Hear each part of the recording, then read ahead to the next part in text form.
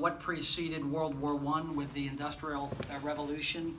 Life has changed, certainly in the 40 years since I stepped foot on this campus, life has changed dramatically in this country and in the world. The way people get information, the way people connect and relate to one another.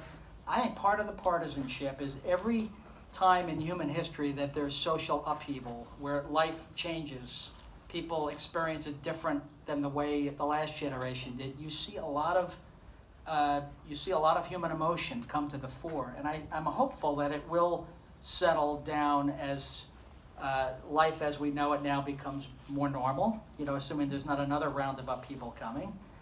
And your comment about the culture wars, I've thought about this because all the polling that I do shows that what people care about the most are issues like economic security, national security, healthcare. They're basic economic and security issues, and yet I get asked about social issues an incredible amount. And I've thought about, why is that? If the things that people care about the most are here, why do I get asked about things like abortion or gay rights or any of these issues? And I think it's this. Our issues are very complicated, and people are trying to figure out, one, if you're reasonably capable, and two, do you share their values? And the way they get to the values question is, do you agree with me on these social issues? Do I understand the way you think about things, the way you see the world? And that allows me to figure out, do I think you're somebody that will take the right values to all these other incredibly complicated issues?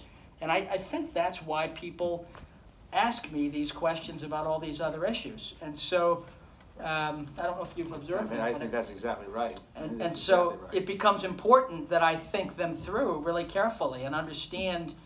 And I've had to learn this as a congressman. I can't nuance things the way I did in business. In business, you can have shades of gray and you can't do that on these issues. I need to crystallize what I believe and try to explain it succinctly to people, because it's how they're judging where I'm coming from. Well, let me pick up on that. I know we're going to have many audience questions because the three of you have raised a lot of important issues about political parties, policy making, identity politics, the issues that matter. Let me focus on one policy issue, Congressman MacArthur, and ask you one social media question, and then we'll open it up. Policy issue, economic security.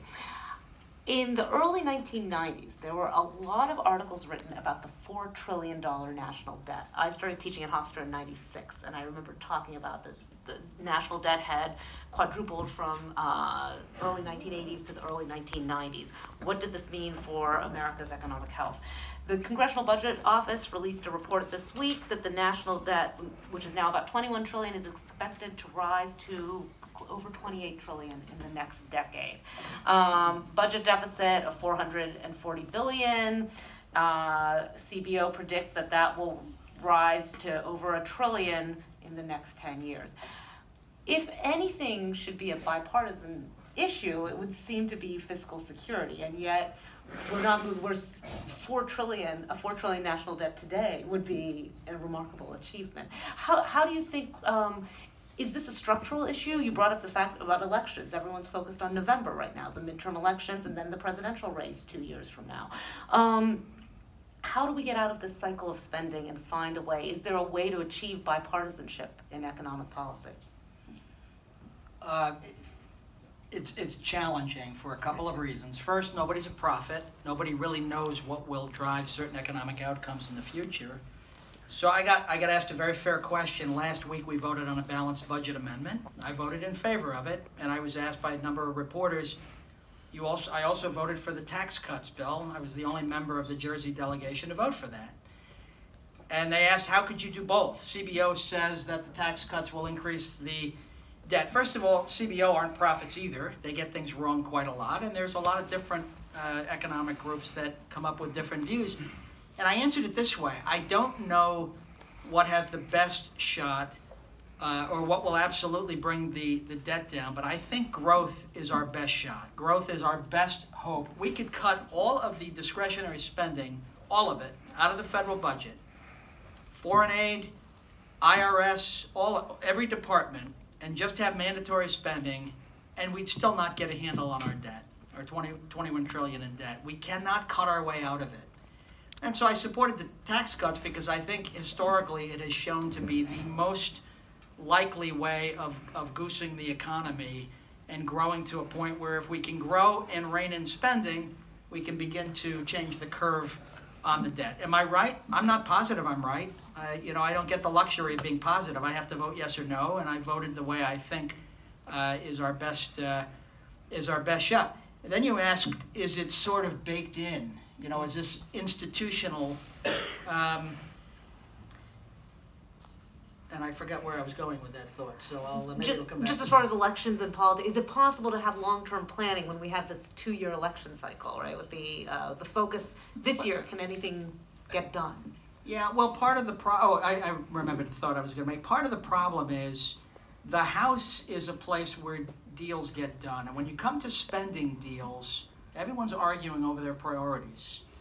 So, one group is willing to cut the debt as long as you keep spending in this area. You can cut over here, and the other group is saying the opposite. No, you have to spend here, but I'm okay cutting here. By the time you end up cutting the deal, everyone gets their spending priorities to some degree, which ratchets up the debt. So I think a lot of these budget deals, because of the nature of them, tend to increase the debt rather than not. I support actually a line item veto by the president, and I actually think a constitutional balanced budget amendment of some sort. You have to allow for the fact that some spending today needs to be spread over time because the benefits accrue over time.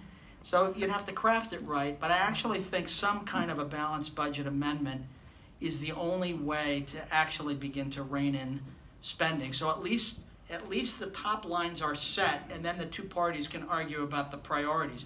Today, we argue about the priorities and we make deals that ratchet up the spending. And I think that is. Well, there's two things, and